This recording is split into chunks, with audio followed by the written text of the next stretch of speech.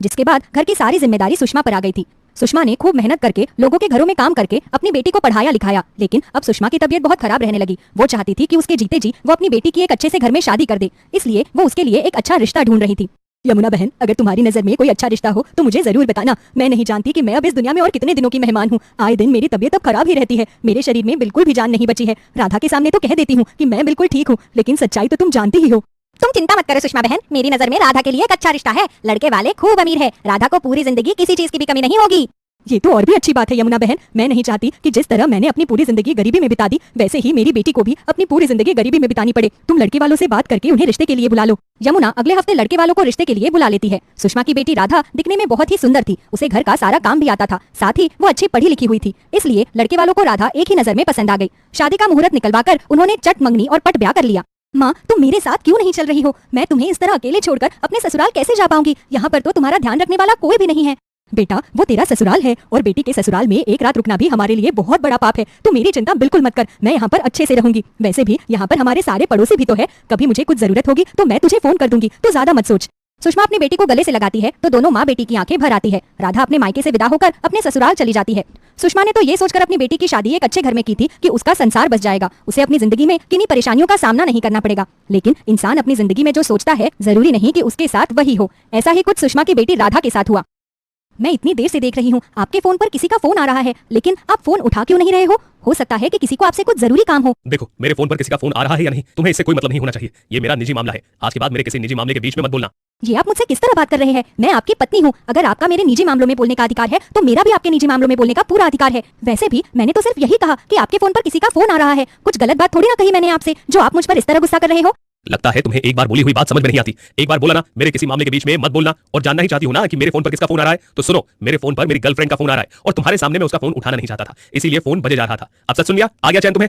इतना बोलकर मयंक वहाँ से चला जाता है, लेकिन मयंक की बात सुनकर राधा की आंखों में आंसू आ जाते हैं। तब थोड़ी देर बाद उसकी सास वहाँ से गुजर रही होती है तो उसका ध्यान राधा पर पड़ता है। राधा को रोते हुए देखकर वो उसके पास आती है। क्या हुआ बहू, तो इस तरह से रो क्यों रही है? क्या मयंक ने तुझसे कुछ कहा क्या? अपनी सास के पूछने पर राधा उसे सारी बात बताती है तो उसकी सास उसकी बात को मजाक में टाल देती है।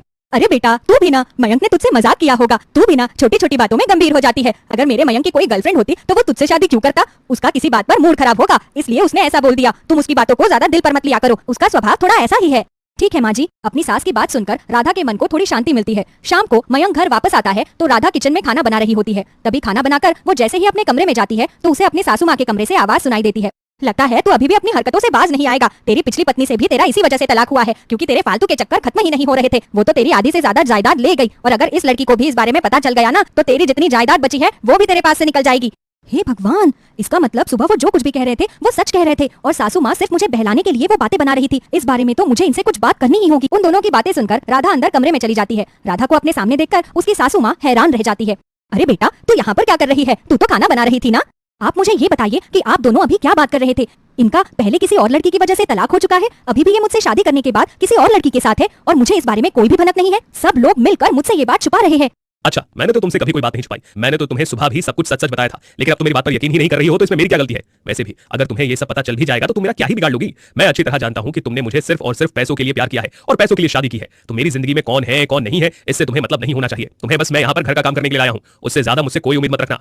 आपको क्या लगता है कि मैं आपके इन अत्याचारों को चुपचाप सहती रहूंगी? मैं आज के आज ही पुलिस में जाकर आपकी कंप्लेंट करवाऊंगी। एक तो आप पहले से तलाकशुदा थे, जो बात आपने मुझसे छुपाई रखी। अरे वो तो छोड़ो, अभी आप जो मेरे साथ कर रहे हो वो सबसे ज्यादा गलत है। या तो आप उस लड़की को छोड़ दीजिए वरना मुझे तलाक दे दीजिए और मेरी माँ ने जितने भी जेवर मेरे शादी में दिए वो सब मुझे वापस कीजिए। देखो तो माँ मुझे पुलिस की धमकी दे रही है। पुलिस के पास कंप्लेंट तो तू तब करेगी ना जब हम तुझे घर से बाहर निकलने देंगे। आज के बाद तू इस घर से कभी बाहर नहीं निकलेगी। और रही बात तेरी उस गरीब माँ के दिए हुए गहनों की, तो वो भी तुझे नहीं मिलेंगे। तू जैसी गरीब से शादी करने के लिए अब मुझे भी तो कुछ मिलना चाहिए ना। राधा के सामने जब उसके ससुराल वालों की सच्चाई आती है तो उसके पैरों तले से जमीन खिसक जाती है। वो अपनी किस्मत को बहुत कोसती है। उसका पति कभी उससे ठीक से बात भी नहीं करता। ऐसे ही परेशानी में थोड़ा समय बिताती है। तभी एक दिन राधा के ससुराल में उनके पड़ोस से फोन आता है। हेलो, कौन?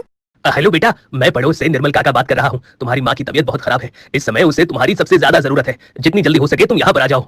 हे भगवान, अब माँ को क्या हो गया? निर्मल काका, मैं बस अभी निकल रही हूँ, जब तक मैं वहाँ पहुँच नहीं जाती आप सब माँ का ख्याल रखना। तू कहाँ जाने की बात कर रही है?